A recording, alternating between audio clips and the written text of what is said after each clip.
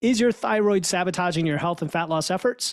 If you're dealing with stubborn pounds, relentless fatigue, and brain fog that just won't quit, your thyroid might be the hidden culprit. The good news is you have the power to take control of your thyroid health and finally feel like yourself again. Today, I'm giving you the ultimate evidence-based blueprint to nourish your thyroid, balance your hormones, and reclaim that vitality.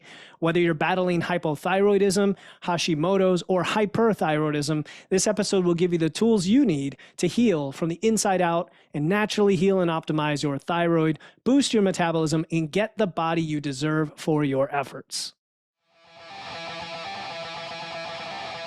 Wits and Weights community, welcome to another solo episode of the Wits and Weights podcast.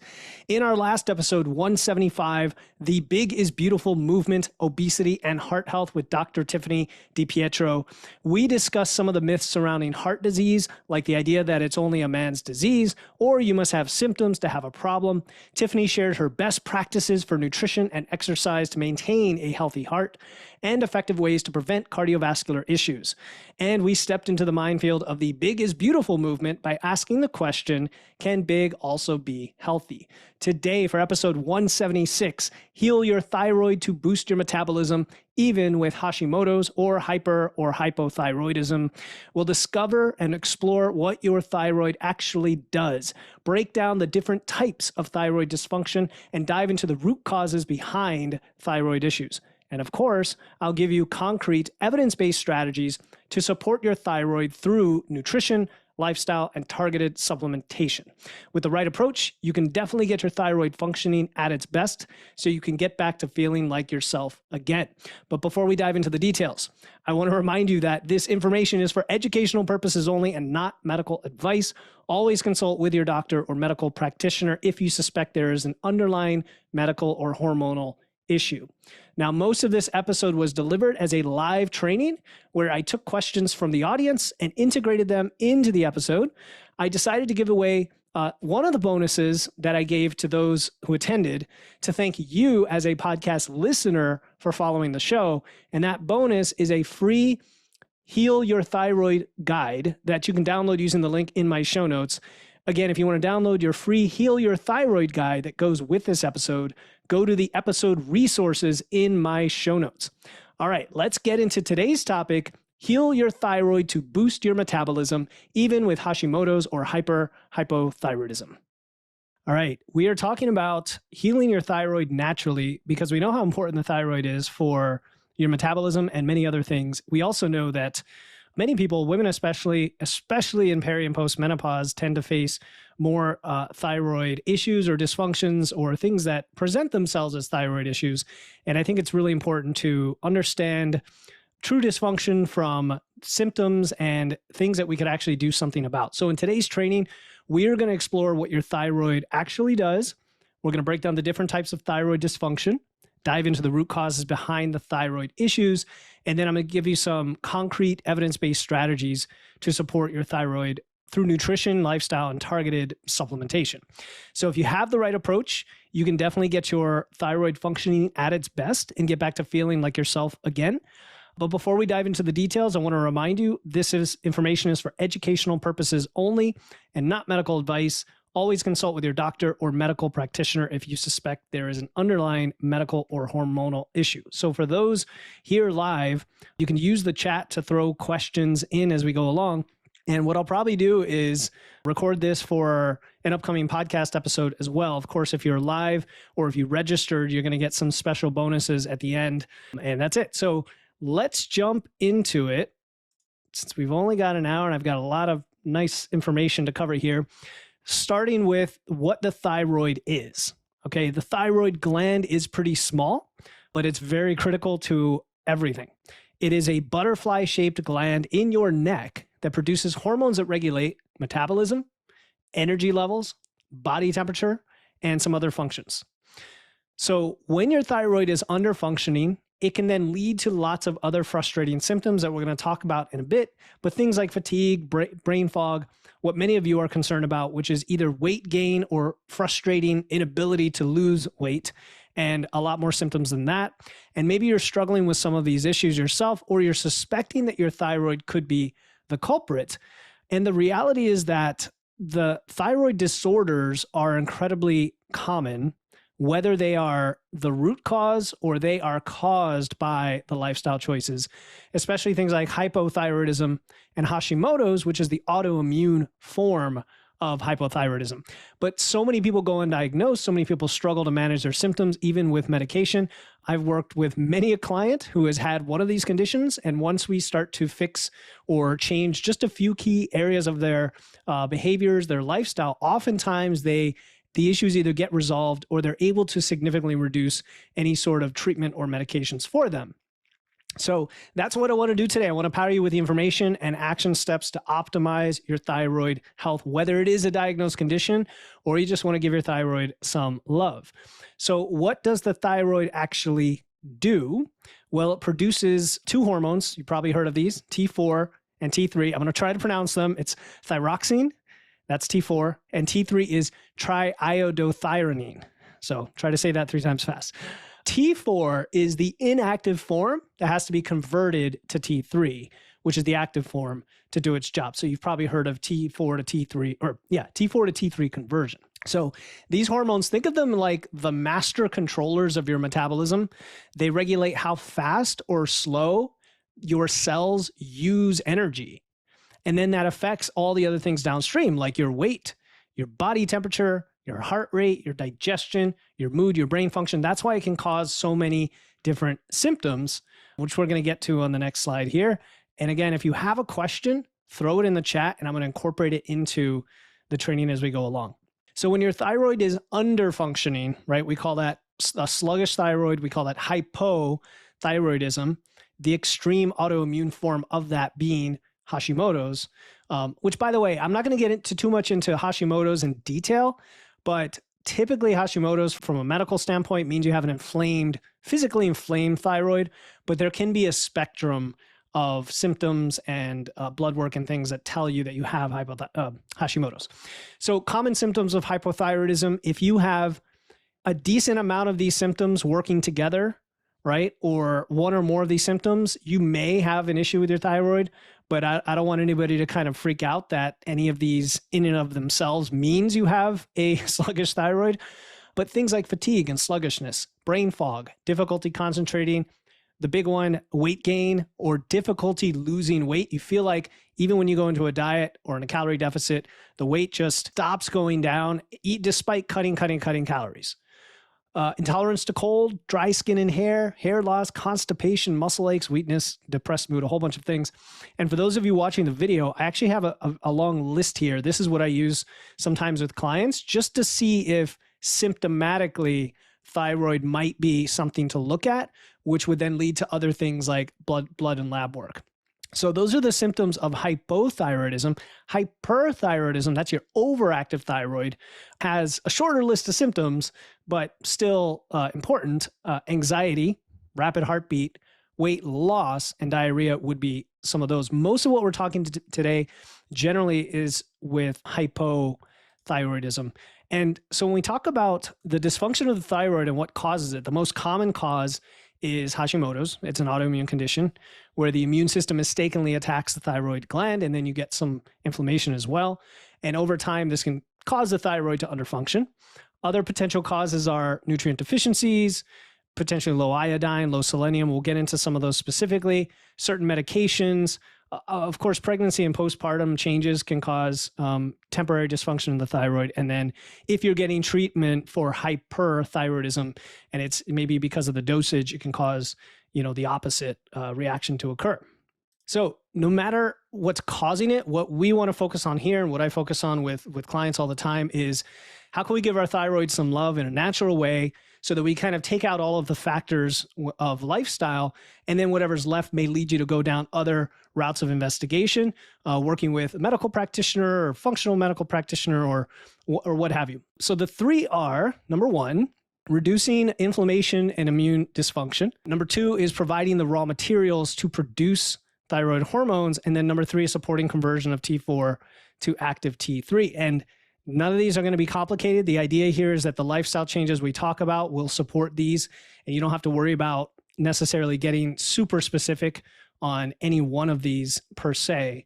And so let's break down the first one, which is identifying and addressing your personal root causes or triggers of dysfunction, because this is very individualized and everyone's different. The things that cause potential thyroid dysfunction or underperformance are different. But going down the list, food sensitivities. So if you are sensitive or intolerant to anything really, gluten, dairy, soy, those tend to be the big culprits. But there are women who have thyroid dysfunction that can eat gluten just fine, right? So don't assume that these are quote unquote inflammatory. It's really going to depend on your individual response.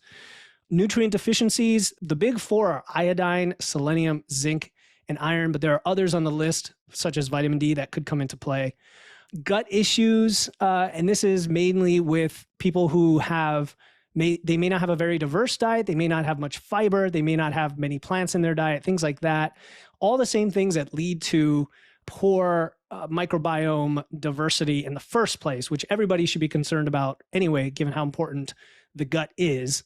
But again, I don't want to go down the controversial routes like leaky gut and stuff like that. We're just talking about supporting your digestive system in a healthy way. Chronic stress, of course, is a culprit behind lots of issues when we talk about health and fitness. Environmental toxins, again, I'm not going to get into too much detail on that, but there's plenty of evidence out there that certain exposure to things, both in the food and the environment, can definitely have an impact on your endocrine system and your hormones and your various glands. Certain medications, of course, again, I'm not going to get into details on those, and then pregnancy and postpartum changes. To actually pinpoint root causes is very difficult, right? And so we focus on the activities that support your thyroid. If you want to go that next step and you work with a coach, again, or a doctor or a functional practitioner, those are different ways to get down to the root cause. All right, continuing on here. So now we get to the fun stuff. What can we do about it? That's what I'm here to talk about. What can we do with your nutrition and lifestyle to start, supporting that thyroid? Some of the most powerful dietary changes are going to be removing any food that's just not working for you. And the word inflammatory can get dicey. It can get dicey when we use language. I'm using it in the context of you eat it and you have some sort of negative response in terms of biofeedback or thyroid function or your metabolic rate or something. And from tracking and looking at the before and after that it has some negative effect that you don't like, and it might help you to exclude that food. We're not talking about restrictive dieting. We're talking about individualizing your diet and still having everything else in there that you enjoy and that supports you. So these could include gluten, dairy, soy, sugar, whatever.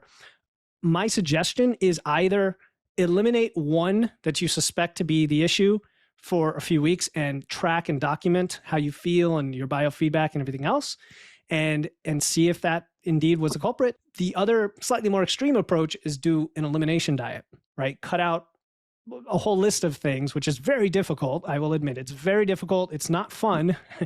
And you do that for, again, like a month or a few weeks, and then you start reintroducing one at a time to see if one thing just causes your symptoms to get worse.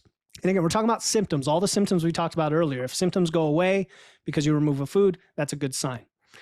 The second thing is eating nutrient-dense whole foods, right? We always talk about 80-20, at least 80% of your foods are nutrient-dense foods. But for thyroid specifically, there are certain nutrients we want to just be aware of. And we can take two approaches here. One approach is you just have a very diverse diet full of animal and plant products, or if you're not, if you're not an omnivore, plant products, but it's diverse. And by diverse, I mean not just different types of foods, but oftentimes even multiple types of the same food. For example, multiple types of apples. So you get different pectin compounds in the different skins of the apple, kind of eating like we would have naturally back in the day when you had a lot more diversity in your diet. So if we specifically dial in on nutrients that come up with thyroid, the first one is iodine. That would include things like dairy products and eggs, also fish, especially white fish, cod, tuna, haddock, things like that, and seaweed. So I recently spoke to somebody who mentioned there's a powdered seaweed you can get, but of course there's different forms of seaweed you can purchase in the store. But for convenience, there is a powdered form you can sprinkle on food. So kelp, nori, wakame, things like that. Selenium, we're talking Brazil nuts. I mean, just a couple Brazil nuts a day is probably sufficient. Seafood like shrimp, sardines, salmon, meat, beef, turkey, chicken has selenium, and whole grains as well. Brown rice and oats have selenium. So there are a lot of foods that have selenium. Zinc, oysters is the big one people talk about, but I know a lot of people don't regularly consume oysters, but they are high in zinc. Shellfish like crab and lobster, various types of meat have zinc. Pumpkin seeds are high in zinc. And then legumes like chickpeas, lentils, and beans. You kind of get the theme here. Let's have diversity. Let's eat a lot of different things, especially plants in there. And then iron, you got red meat, of course, poultry and fish have a lot of iron, especially sardines and mackerel, spinach, legumes like lentils and beans. Okay, so I just gave you a whole bunch of ideas for food. And by the way, I have the guide that you're going to get for this. I believe I include all those food sources in there, but if not, I'm going to take a note to beef that up. Pun intended. All right. Number 3, prioritizing your gut health. So I mentioned before having diverse sources of fiber. That's really where I want you to focus. Yeah, bone broth and all these other things are nice, but I think having like fermented foods, a variety of fruits and vegetables, different types of the same. For example, not just yellow squash, but also zucchini, not just red delicious apples, but Granny Smith and all of whatever types there are. Go and have fun in the grocery store and find things you've never had before, buy them and throw them in your food. Really have a diverse source, have adequate amount of fiber, and that can go a long way toward helping with your gut health and digestion. All right, protein is a huge one for everyone. I mean, I would have this on every list, basically. If you're building muscle, you're trying to support your hormones, you're trying to stabilize your blood sugar, you're trying to feel full, whatever the reason, improve your body composition, protein tends to help in all those realms. And we're aiming for about 0.7 to 1 gram per pound of body weight. The 1 gram per pound is on the high end. If you could at least get to that 0.7, you're in pretty good shape most of the time. So that's what I would aim for. And then finally, don't fear carbs, right? Complex carbs are great, but really any carbs, but complex carbs from whole foods like sweet potatoes, fruit, rice, they tend to support your hormones. I mean, there's some evidence that links these foods to T4 to T3 conversion. Again, I don't put too much stock into that because now we're trying to get so biohacky to that level. I think just including all of these things on a regular basis is a practical way to do this. All right. Again, if you have questions, throw them in the chat. I want to talk about intermittent fasting because I know there's a lot of curiosity about it. There's a lot of controversy. The truth is there's a mixed bag when it comes to intermittent fasting. There are experts who make claims like it reduces inflammation, improves insulin sensitivity, stimulates cellular cleanup, and all of these could benefit the thyroid. But the evidence is mixed on whether you could actually tease out these results from intermittent fasting, and prolonged fasting can be a stressor, right? So we really have to make our choices when it comes to fasting work for us, not necessarily because it's going to help the thyroid, because it could backfire and actually, cause more issues than it helps. Fasting can disrupt things, your HPA axis, your cortisol, all of that, those things, maybe, right? And maybe interfere with the conversion of T4 to T3. So I just would recommend avoiding aggressive fasting protocols if you have a thyroid condition and just eating in a way that works for you. And if you want to experiment with fasting, go right ahead. I'm a big fan of experimentation. Now, the reality of fasting is, well, I already mentioned it's a stressor. It could help with, if you're in a fat loss phase and calories are tight or low, it can help you tighten that feeding window so it's more practical to get in the calories with fewer meals. It could help with your lifestyle if you have a schedule that lines up better that way. Just pay attention to your body signals, right? Pay attention to fatigue, to cold sensitivity, hair loss, like any of the symptoms of thyroid that come into that either go up or down depending on what actions you're taking.